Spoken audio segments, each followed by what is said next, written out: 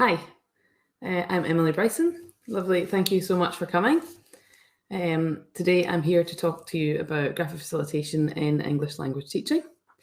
Graphic facilitation is something that I got into quite a few years ago now when I was at the Scottish Refugee Council, and when a graphic facilitator came to my college and wowed me with her very, very simple drawings, and I thought I can use this in an ESOL context. So I'll just start a little bit by introducing myself. My name is Emily Bryson, and I have many hats. So I am a graphic facilitator. I am a teacher trainer. I have recently finished writing a course book series for National Geographic called Voices. I also have 2 books, The 8th Side of ESOL and 50 Ways to Teach Life Skills. I am a teacher as well, so at the moment I am focusing on ESOL literacy level learners, adults, mostly people seeking refuge within the UK, at the largest college in Scotland, City of Glasgow College. I've taught there since 2007, and in that time I've taught various different levels and written lots of different courses for them, such as ESOL for social care, ESOL for customer care, lots of vocational courses. I'm an inclusive practitioner. I'm very big on diversity and inclusion and accessibility, and I found that graphic facilitation is great for inclusion and for making learning much more accessible to learners, not only engaging, but also accessible. In my free time, I like to hug trees, specifically giant redwoods, and I do anything outdoors, such as cycling, swimming, running. Okay, so we'll get started by,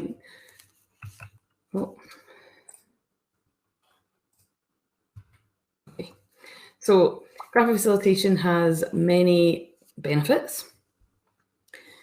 Graphic facilitation is basically using simple drawings, drawing icons really, to communicate a point. It's not art, it's communication. It's been used for many years it's got its roots in design. So things like engineering and architecture use it quite commonly. So when people say to me that drawing is childish, I say, If drawing was childish, then we wouldn't have any buildings, we wouldn't have any technology, we wouldn't have any innovation. So teaching your students how to draw helps them be creative and also helps them in STEM subjects. It's a great way to give peer feedback. You can get students to draw out their feedback, which can be a lot of fun. It aids memory. There has been research to show that you are more likely to learn and memorize vocabulary if you also draw it. It's fun. It helps people laugh. In class, I draw quite frequently, and yes, I have made quite a lot of random mistakes with drawing and some questionable drawings, but that makes it all the more fun.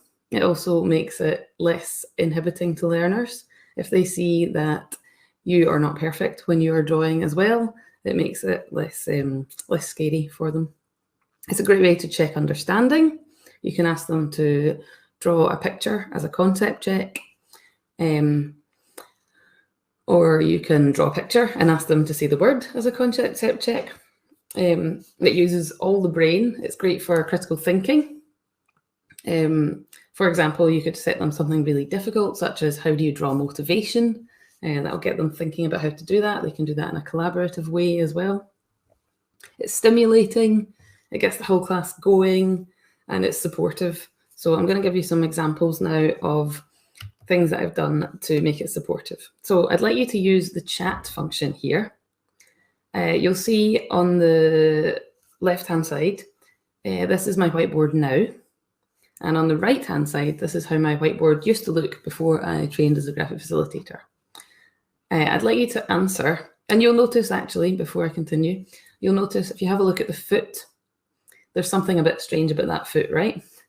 So don't worry too much about your drawings being perfect. A lot of drawing is basically giving the impression of something.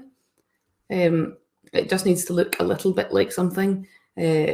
to give the idea and to get your point across and to communicate. So that foot is most certainly not art, but it does communicate that what a foot is. Likewise with the spoon. It's a visual cue to help students remember. Graphic facilitators talk a lot about visual vocabulary, and it's building your visual vocabulary over time. I'll talk a bit more about that later. So in the chat room, I would like you to just write left or right. So which picture or which whiteboard is the most engaging? The one on the left or the one on the right?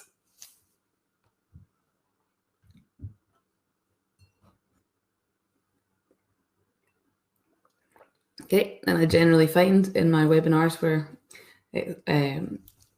that left is generally the answer to that one. Which one is the most supportive? So left or right, which one is the most supportive?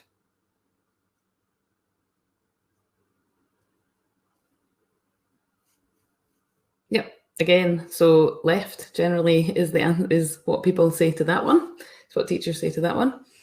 Now, again, for which one is the most engaging for learners?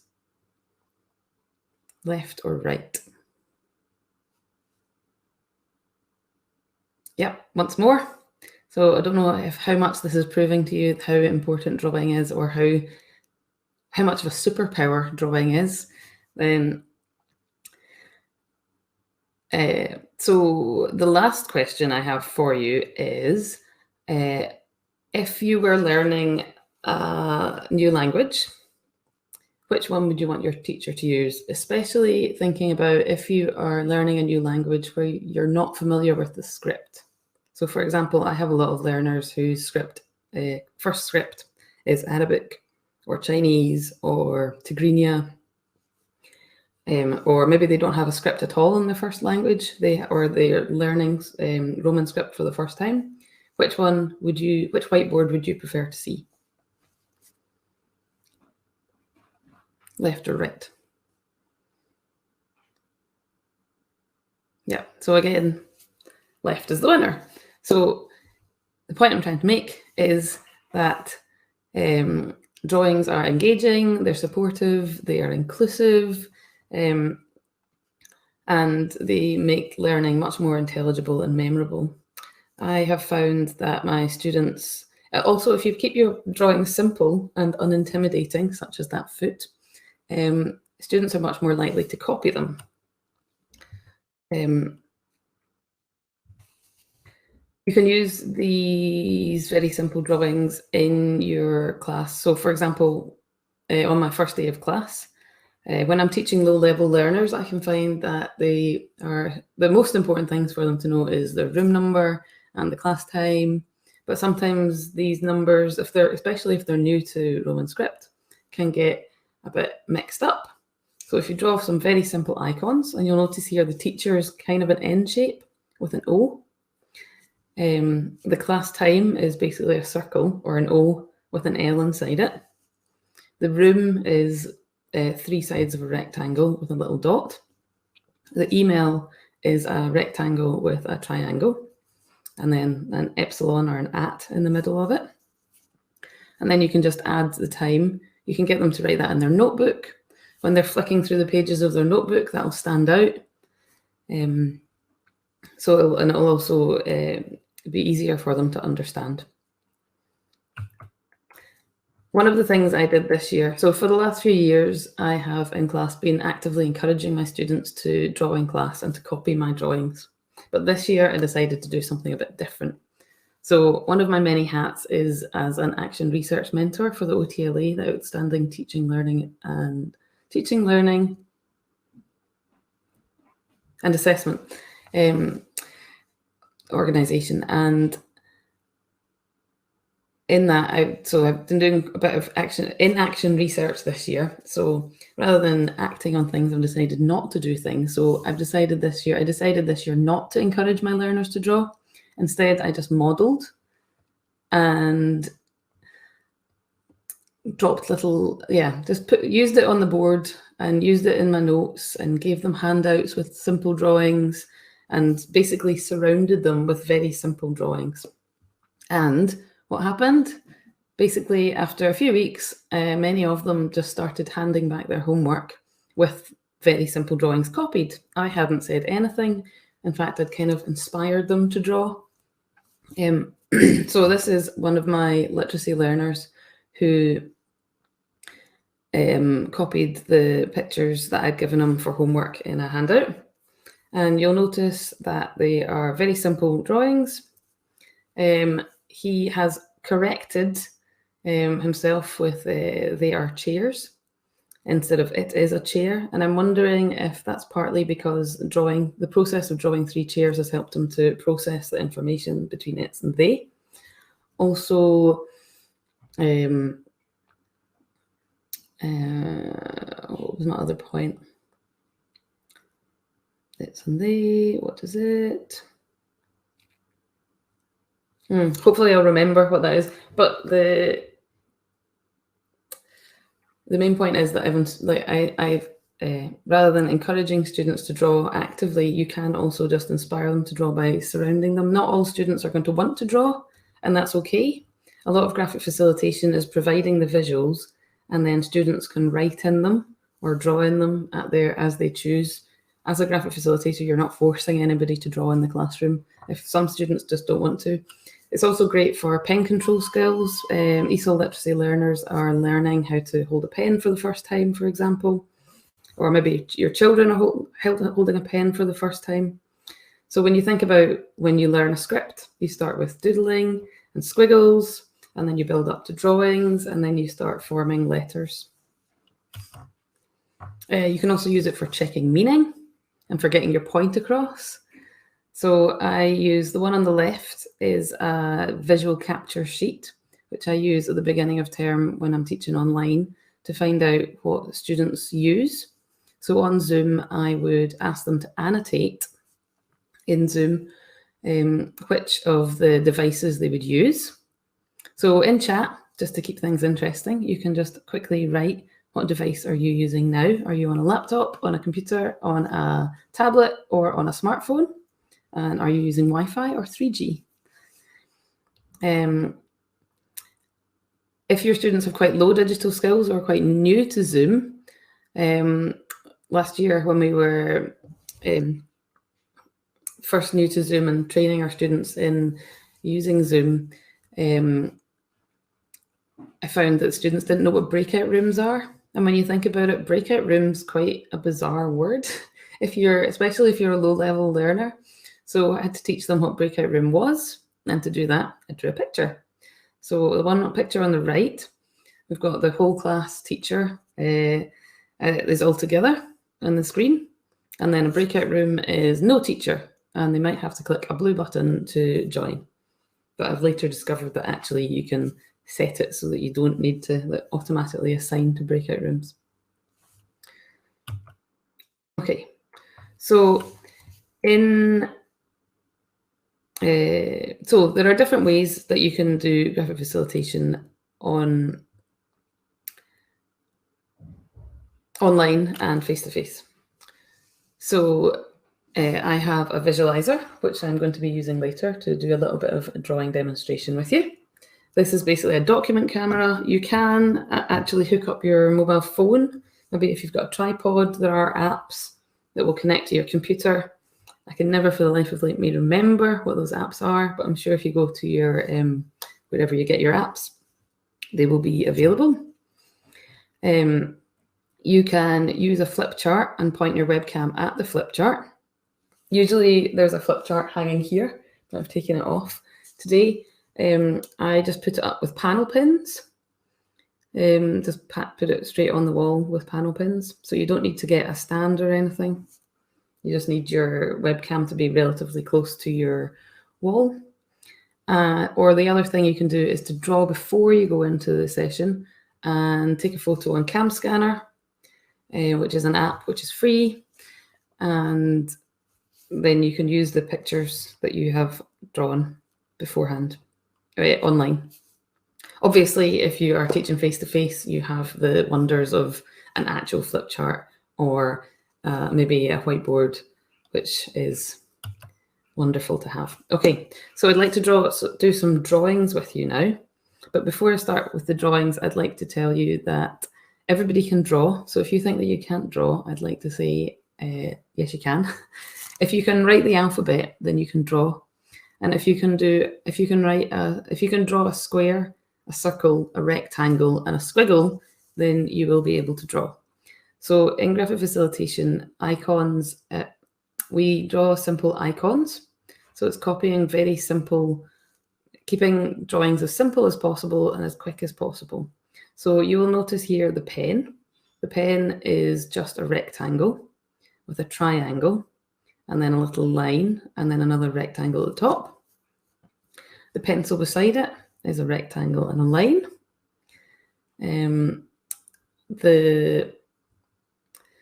The notebook on the side of that is basically a rectangle with a few lines at the top and then some C shapes. The magnifying glass is a circle and then another circle within it, and then a line and a rectangle. So can you just have a look at the ruler and tell me what shapes are in the ruler, if you just write in the chat.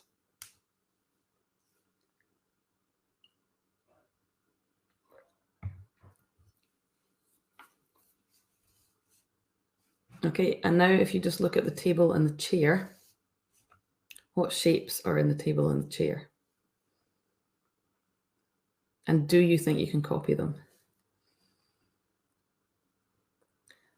Also, which letter does the H look a little bit like? So yeah, to me here, the H looks a little bit like, the chair looks a little bit like an H. I gave it away. Okay, and here are some common icons for listening, speaking, reading, writing. So there's two different ways you can draw these. You can have just the ear, or you can have, for listening, you could have an ear, or you could have someone listening to a set of headphones. For speaking, you can have a couple of speech bubbles or two people speaking to each other with a speech bubble, which is just a circle and a line. For reading, we've got a couple of curves, similar to how maybe you remember drawing a bird when you were a child. Same with reading, there's that bird shape again for the book. And the writing on the far right is mostly rectangles, lines, and a triangle. Okay, in the chat, if you just tell me, how do you feel about drawing? Are you confident with drawing?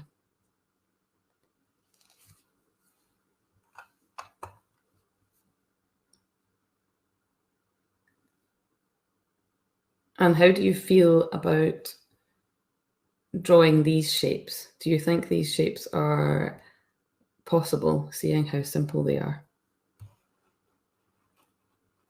And I'll just transfer over to the other camera, to my visualizer.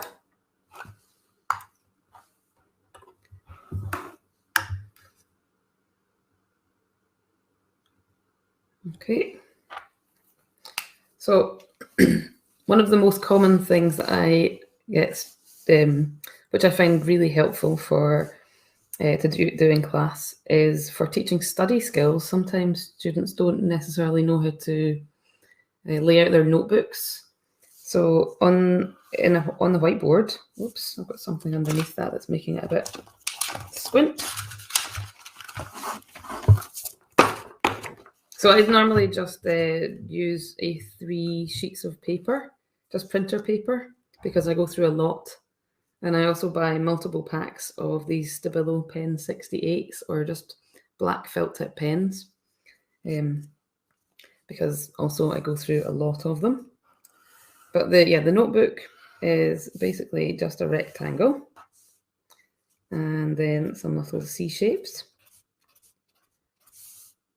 And then you can, so if you draw that on the whiteboard, then you can demonstrate exactly how you want them to take notes. So maybe you want to add the date and your lesson title, and then maybe you want to give them some vocabulary and then some definitions, for example.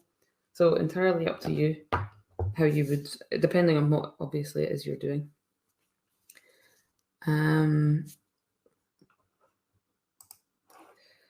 Okay, so to draw a pencil, just a rectangle and then a triangle at the end. To make it into a pen, you would just add a rectangle and then a line. Oh, I should say I am very much encouraging you to do these drawings at the moment, and then feel free to share them on social media and tag me in them. I'm on most social media platforms, Instagram, Facebook, LinkedIn, and Twitter, and obviously tag Belt as well. So that's a pen. To draw listening, for example, it's kind of like a question mark shape. So this would be the question mark shape, and then you're just adding an extra curve around it, and then a smaller one in the middle, and you can draw some lines to show that you're listening.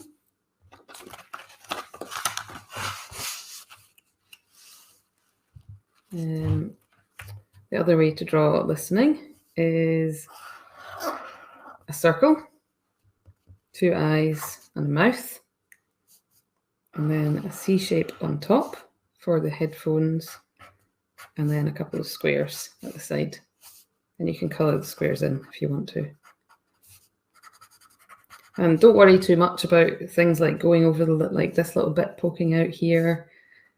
It's to get the point across. It's to communicate. It's not to look artistic or wow anybody with your artistic prowess. It's more about communicating and encouraging your students to be able to visually communicate as well.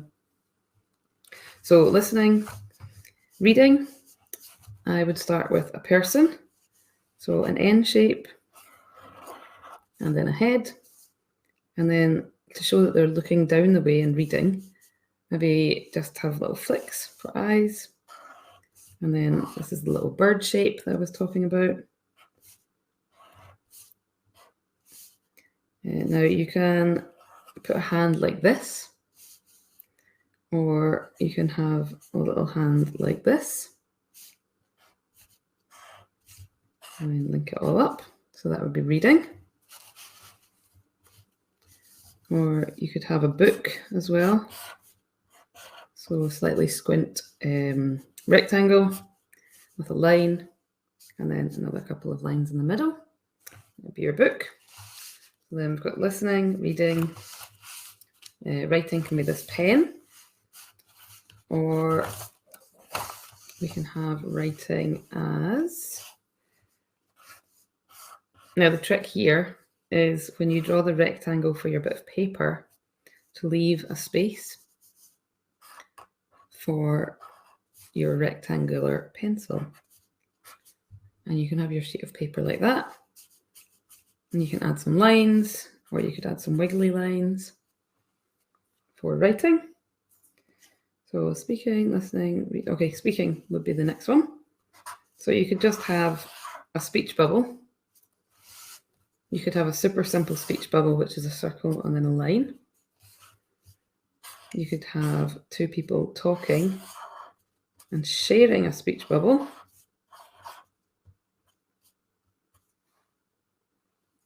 Or you could also have two people talking and sharing a speech bubble that's a little bit more intricate.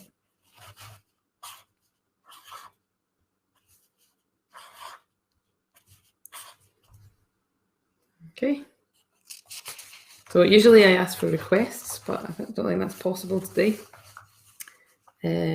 Often people want to know things like how to write or how to draw things with letters. One quite cool way of doing that is to have the letter 2 and then an L and then a triangle. I'm not sure if anyone can tell what this is yet. And then, okay, so I hope you can tell that's a dog. So 2L and then a triangle and then kind of curve or curved triangle. The other thing you can do with letters and numbers is an elephant. So a S shape. And then a number 3. And then the elephant's body. And then again, don't worry too much about legs. Having 4 legs is fine. It's just to give the idea. You can add on if you want and make it more detailed. Often people ask me about reflection. I use it quite, it's quite handy for reflecting on your own practice or asking students to reflect on their practice. To reflect, you could have a thought bubble, and inside the thought bubble you could have an arrow just going back the way. Something quite useful actually is various different, being able to draw various different arrows to show connection. Maybe if you're doing tenses, you want to do things like this for continuous. Okay, so there are some very simple drawings. Oh, one more thing that I think is very important actually is the light bulb. So you start with a U shape. And then you have a circle on top of the U shape. And then go round. You could also do this just an M shape. And then a Z at the bottom. And you can have that lit up. And the light bulb's great for ideas, for creativity, for energy, for electricity, for thinking. Lots of different ways that a light bulb can be used. Just in the chat, can you think of other ways that you can, what would light bulb represent to you? Are there any other things that a light bulb would represent to you? Or if there's any other icons that you would like me to draw or demonstrate, I should be able to do this. You can maybe ask me on social media and I can maybe make a little video for you. Okay, so let's go on. I'll just change back now to the presentation and I'll take you through some, I'd like to take you through some graphic facilitation, kind of the mainstays, the most important parts of graphic facilitation.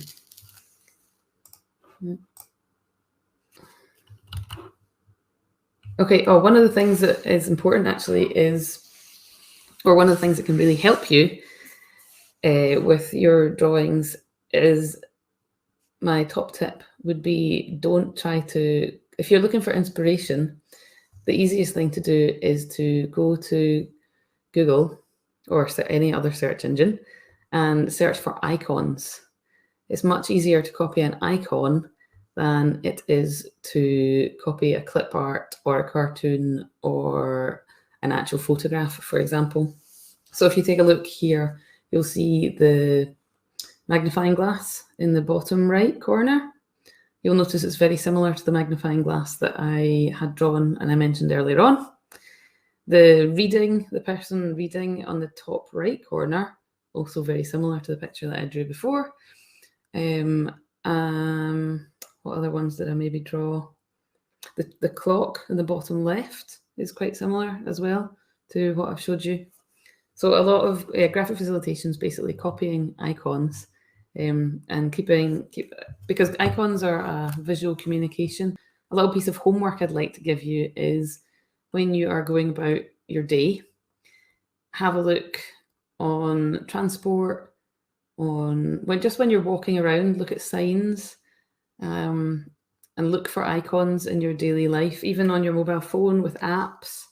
Around your computer screen, what do the icons look like on your computer screen? And have a think about those and how to copy them, how to keep things simple, because they're quite international as well. People now know the loudspeaker icon in the bottom right of a Microsoft computer, for example, as loudspeaker, Wi-Fi as 3 little lines, for example. If the icons on the search engine don't prove fruitful, you can go to the Noun project, which is loaded with lots and lots of icons and is amazing. They also spent a lot of time trying to create a diversity and equality. They've got very diverse images as well, which is great. Okay, so you can use graphic facilitation for note-taking. It's great to get students to copy the words, not only, and then add a definition, and then add a definition in their own language, the word in their own language, and then also add a picture. It just makes, if you've got a notebook and it's full of words and you're flicking through it trying to remember vocabulary, it's not going to stick in your head as much as when you see the picture beside it. And the process of copying it helps to help you remember as well. I would also say it's great for, so some of my students don't have script in their first language, so they're not able to write a definition in their first language. So instead, I get them to copy the pictures, and then that gives them something to take away with them and to study from. You can do sketchnoting. So I've always gone to lots and lots of talks and sessions when you're training. Actually, for the rest of this conference, I would recommend taking some sketch notes. It really helps you to focus. It helps you to process the information, and it helps you to focus for the whole session. I can often find myself getting distracted. In fact, can you in the chat, how many of you have at some point find yourself getting distracted in sessions, and how do you keep yourself focused in sessions? I find that note-taking helps, and as does sketchnoting specifically. So adding just some simple icons next to the sketch note, and you can have things like that little you can have things like arrows and boxes and mind maps and thought bubbles, that kind of thing around it. Containers, we call them in the graphic facilitation world. With note-taking, it can be quite handy to have different icons to go with certain things. So if you're doing some listening in class, you could get students to copy an ear in the top corner, and then when they're flicking through their notebook, they see that that's definitely a listening activity that they were listening to before. Same with speaking. We were doing speaking today, and that just gives them something to refer to much more easily when they're note-taking, and makes it much more visual and engaging and memorable. Another way to use visuals is GIFs, and GIFs are surprisingly easy to use and surprisingly easy to create. Do any of you use GIFs? If you can write in the chat, do you create your own GIFs? So GIFs are great because they take less bandwidth than a video. So if you want to send your students information about grammar, you could send them a video about it with you talking over it, or if you just want to summarize it, you could send them a GIF. It is important with GIFs to make sure that they are slow, because they can trigger epilepsy. So make sure that they're not flashing.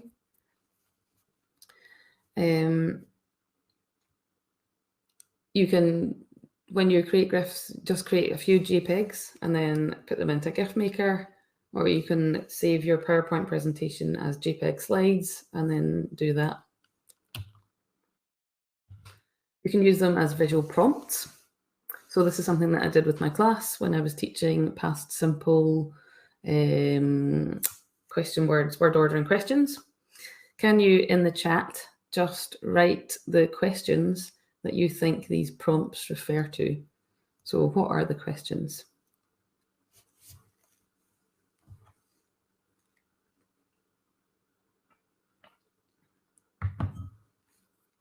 And we're using question word auxiliary subject infinitive or auxiliary subject infinitive for it. I'll give you the first one. So did you have a good holiday, or did you enjoy your holiday?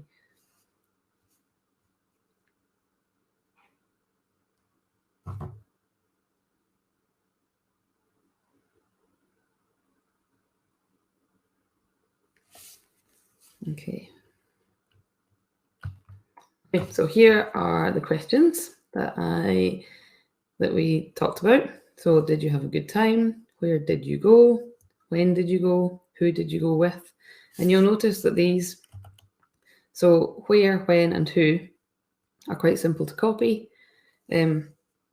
What and how are a bit more difficult. So you could use where, when, and who, these icons, with every single where, when, and who question ever. What and how, you kind of need to tailor them to whatever the question is. So what did you eat? How was the weather, for example? What did you do, for example? And just take a look at the swimming icon. I think partly because I love swimming so much, but also partly because it's just so simple. Just a tiny little line and then a circle and then a wiggly line under it for swimming. Okay, so you can use that as grammar prompt. You can also, visual prompt, yeah, okay. Visual templates. Graphic Facilitation is full of visual templates. If you go to my blog, you will see multiple examples of visual templates. This is a roadmap, which is really great for talking about future. So you can use this when you're practicing future tense or hopes or things like I want to, I hope to, I would like to, I'd really love to, I'm going to, I will. And I think it's a good way to get them to think about their study skills plans or their future plans. So if you look at now, which is the beginning, someone maybe has elementary English, and how are they going to improve their English to get their dream job working in the environmental sector? So they start volunteering, and in volunteering, they might be able to practice their English depending on who they're volunteering with. And if they live in the UK or an English-speaking country, I know they have a bit of an advantage in this. Studying, they'll need to study English as well, and then move on to studying, get their advanced English, and then move on to maybe a college course, and then after that get their dream job. So just get them to think about it, the different stages. You can also use this looking backwards by reversing it so I've just recently used it to review last year. How was last year? It's quite good at the end of each year to review or to look back at how far they've come from the start of the course to now, for example. You would just start by drawing the roadmap and an M shape in the background for the M shape at the top for 2 hills, and then 2 lines to show a road. You could also do it steps, so just a line up, line down, across. You'll see on my blog if you search for it. You can use graphic organizers. So one of the things, so this is inspired by one of the lessons in the National Geographic Learning Voices series, which I've just finished authoring. And it's Unit 8C about hummingbirds. So students listen to one of the National Geographic, one of the things I love about Voices actually is that it uses National Geographic explorers. So the content is super, super authentic. So we've got a National Geographic explorer talking about hummingbirds and why she loves them so much. And she's super, super passionate about them, which is great. And the questions are basically related to the speed of them, the size, the weight, the food, the place. And one of the things that I was asked to do for a profession, so one of the things you can do is to take those questions and make them into a graphic organizer. And it can just be a bit more fun or a bit more of a visual way of doing things. It can help learners with additional support needs, or maybe who,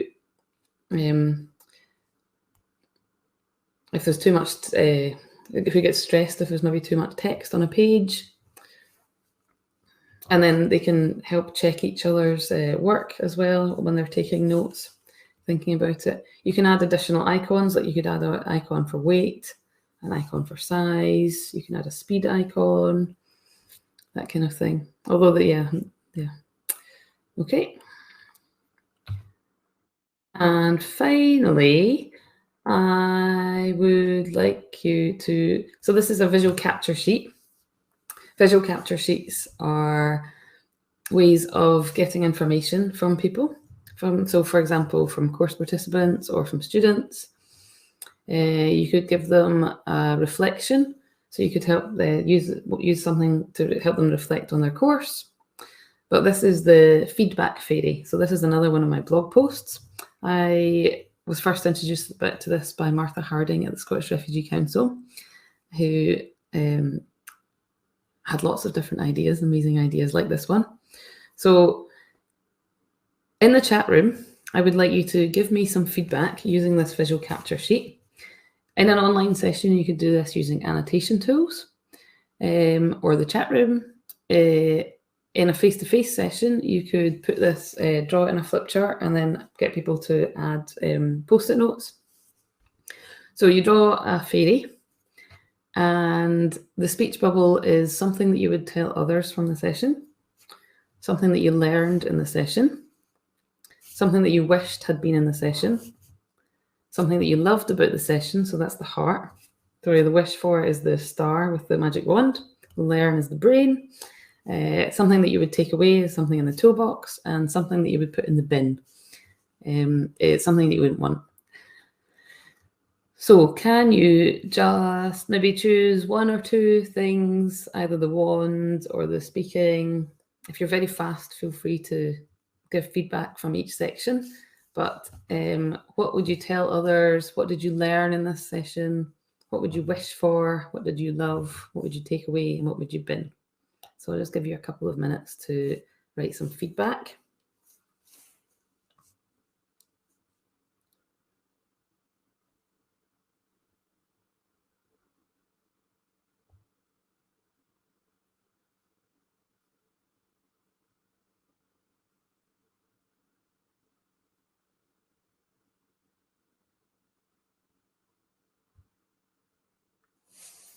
Okay, thank you. And finally, just like to move on. Oh, okay, so, and finally, I'd just like to say thank you very much for coming. You can find more information about me and access the blog posts and some of the visuals from this at my blog, emilybrysoneelt.com. You can also find information about my online course. So I've got a group program, which you can find updated information on my website. And I will teach you how to do a lot of the things that are on this course. We do a lot of work on simple drawings, and I'll teach you how to make GIFs and visual templates and visual capture sheets. And on Facebook, there'll be a Facebook group or a group where the course participants can share all their work, which is a great way of sharing all the knowledge and ideas. And it's very English language teaching focused. It's all focused on language teaching. You can also follow me on Instagram, Facebook, Twitter, or LinkedIn. And on Twitter especially, there is #DrawingELT. So every fortnight we have a different theme, and you can just share your drawings and doodles from the classroom anytime you want. But also we have and it can be things that are like on the back of a napkin, on a grubby whiteboard, or it can be something that you've super polished. And yeah, just have a look at #DrawingELT and some of the things that are on there. It's worth it for the inspiration, and I would love to see some of your work as well. Okay, thank you so much for coming.